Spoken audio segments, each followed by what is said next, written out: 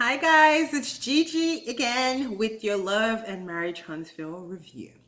So we start back after the aftermath of Mel going off on Martell and driving off.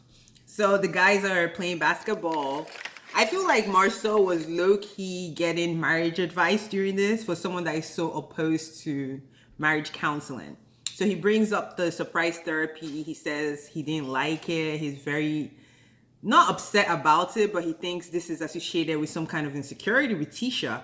I'm like, you make this woman feel insecure every time. But to equate needing counseling with insecurities, like, dude, if you're so secure, you shouldn't have a problem with getting marriage counseling because obviously something is not 100%. And even if stuff is 100%, people talk about getting preventive marriage counseling. So either way, for such an intelligent guy, it's an okay thing to do. So we finished that, and it's ridiculous that he's saying heart seeking therapy is some sort of insecurity, but whatever. Then I also think that everyone freaking out about Martell and Melody blowing up is just ridiculous. They literally got divorced yesterday, and their divorce was very contentious. It was due to him cheating, and now y'all just think they're gonna be buddy buddy chummy chummy. Of course they're gonna have a whole bunch of triggers that come out in weird ways. I think that's actually the most normal thing, them blowing up, to be honest with you. Then the couples assemble at the pool. Tisha's body, she got a body yaddy yaddy, like for real. I was like, girl, you cogging all that, but she looks good. Then everyone's like, where's Mel, where's Mel? Then Martell, being the good Samaritan, is like, I'll go find her. Goes to her room trying to talk slick. Mel immediately reveals that this Negro was knocking on her door at 1:30 a.m. in the morning. Don't you have a whole girlfriend that you just birthed a love child with? Martell is he's just who he is. He sucks and he's gonna keep sucking. He tries to wave it off like, what are you talking about? And Melody is like, you were in my room at 1:30 a.m. What did you want, sir? I'm noticing my wings. One is like normal and one is half, but oh well. Anyway, then she brings up his side woman, the one he had the baby with. And I guess this triggers him. I don't know why he doesn't want to speak about her. I mean, you had a whole love child with her. But for some reason, bringing her up, maybe he thinks it's like, he called her a peasant before. Maybe he thinks it's below him. And you notice he never posts her. Like, ever. Never. She posts him all the time, acknowledges him, claims that he's sending her flowers and all this stuff. Which he might. But it's very telling that even after his divorce, he still doesn't acknowledge this woman publicly. Telling. If I were the side woman, I look at it. Then when Mel brings up the side chick, Martell loses it. Starts going off the two guys you're dating. They have fiancés, and Mel obviously is defending her virtue because as someone that was, went through all this trash because of infidelity from an outside person, she's like, I would never do that to someone else, which I get. I don't believe she's seen someone that has a fiance. Like, that would be, she'll need a lot of counseling for that. So, and it shows, this argument also revealed that Martell might be really getting some fulfillment from the side woman, but he really misses Mel.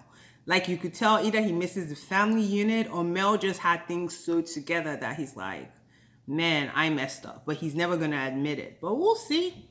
Next week, he kind of hints about possibly remarrying Mel, which I'm like, boy, bye.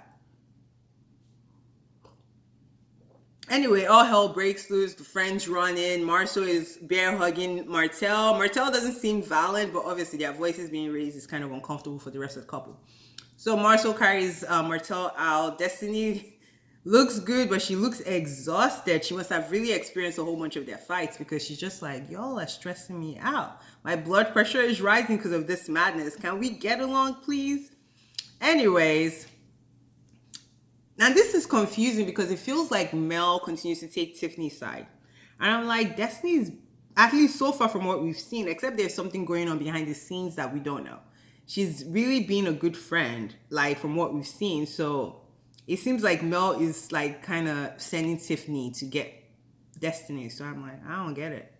Anyways, the fight cools down. The ladies are in Mel's room talking her into coming out to join the group, and she takes a while. They tell her how pretty she is. She enjoys it. She gloats, and eventually she comes out.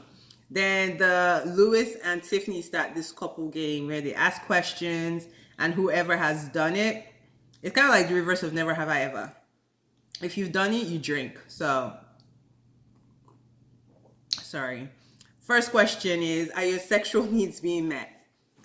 Which I didn't think Melody would be sincere about this, but at this point, I guess she just like had a fight with Martell. She's like, I don't give a crap. She's like, yeah, they have. And Martell's face was like, Destiny is like, girl, you telling? Because Destiny doesn't really tell her own like story, which is kind of annoying because if you're on a reality show, you have to show us something. Like either get in fight, show us your real life. You have to give something.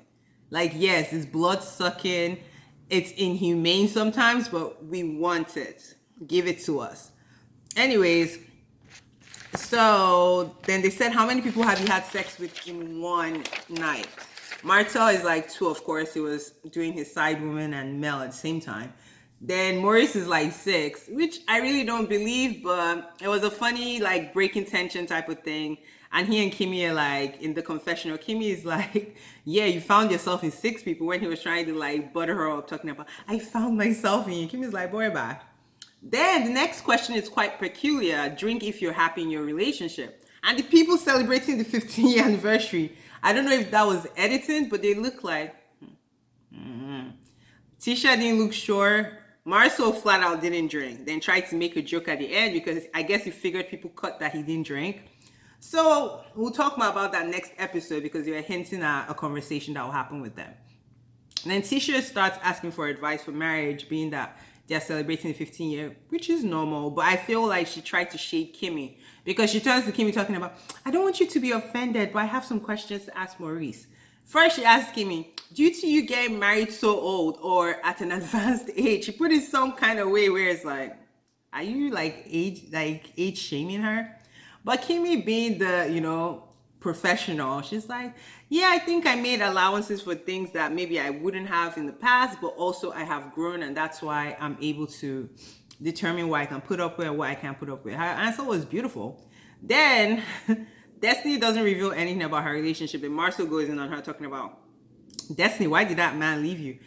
It was a crazy question, but the fact that she doesn't say we didn't even know she was getting divorced. I mean, that is ridiculous. Then you show up, new season, freshly divorced. You didn't indicate you were having marital problems, even though we could see it. Like a lot of people predicted it last season, like that she was going to be divorced by this season, or that they were having marital problems. Like she didn't put any of that on stage, and I'm just like, why are you here? Like I love her friendship with Mel. I love that she speaks her mind. She seems honest, but it is called Love and Marriage Huntsville, and everyone else's relationship is on Front Street, so it's not fair that her relationship kind of gets protected in a cocoon. Then Tisha goes back with her crazy questions, talking about, well, Kiowa told us that Maurice, if you had fought for the relationship, you guys might be together. Kimmy is looking like, why is this heifer coming for my relationship? Like, who is this information going to help? Like, for real. Like, okay, let's say he really didn't fight. He's already married to a new person. Kiowa is already married. So why are you bringing this up? I think Tisha projects maybe her unhappiness in her current situation with Marsau. Kind of, she blurts it out at Kimmy because in her heart, she still has beef with Kimmy, even though she did that fake reconciliation like 2 weeks ago in the pool. But anyway, Kimmy is looking like... Then we now go, the couples are getting ready for night out. Tisha decides that everybody should kind of be separate. The men go and the women go. And they're just kind of like discussing all the fights that have been happening and how uncomfortable it is. Then we get to Tiffany and Lewis.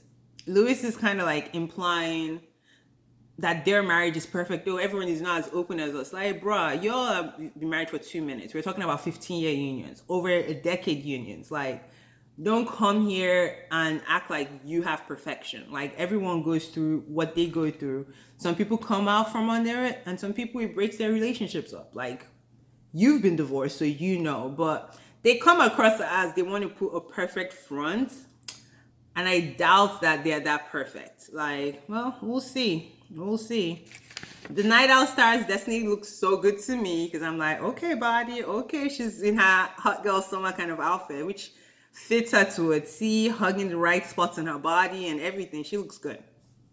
Then she called Tiffany and Karen in the confessional, which I do not disagree to, and I have zero objections to that. We'll see why in a bit. Then Tisha reveals that she wants to do a surprise semi-vow renewal with Marsau. Like, girl, didn't you learn anything? Like, what are you doing? Anyways, everyone is looking like that's a bad idea. And this is Tiffany's opportunity to comment with her 99 questions, talking about, well, Marsau revealed to us that you might be insecure. Marsau revealed to us that you took him to surprise therapy. Marsau said this. Marsau said that. Are you staying together for the kids? I'm like, girl, who sent you? So Destiny is looking at this conversation like, this is like offensive. And Tisha looks clearly appalled by the questioning, but she's not saying too much. So Destiny speaks up, then Tisha also agrees that the questions were a bit offensive. Then of course Melody tries to back Tiffany up again, which I'm not understanding Melody's stance, because she looks crazy, because Tiffany be doing crazy stuff and Tiffany should be able to stand in her own thing. If you want to start a fight, go ahead, but finish it. Anyways, so they're going back and forth with her asking these crazy questions. Tisha answering to the best of her knowledge. Then Destiny also asked, like, oh, you had a whole surprise wedding, so how can you judge someone? Which Tiffany comes across very judging. And she's like, well, he wanted to marry me. I'm like, well, then he should have planned a wedding. Because you were obviously engaged by that point. Or were you engaged? You know, there's more questions. If he really wanted this for 2 years, why didn't you all do it? But that's another story. Anyways, so Destiny continues to defend Tisha. Tiffany tries to comfort Destiny, talking about, you always have problems in every city you've lived in, and mentions said cities, Detroit, Atlanta, and I guess Huntsville. And Destiny's like, what is going on? Like, don't come for me. And she like schools her. She's like, you could get dragged in every one of those cities. And of course, Tiffany, the coward, she's like, can we go? I'm like, say it with your chest. You were talking smack. Finish it. Finish it. Don't run. Don't try to leave now.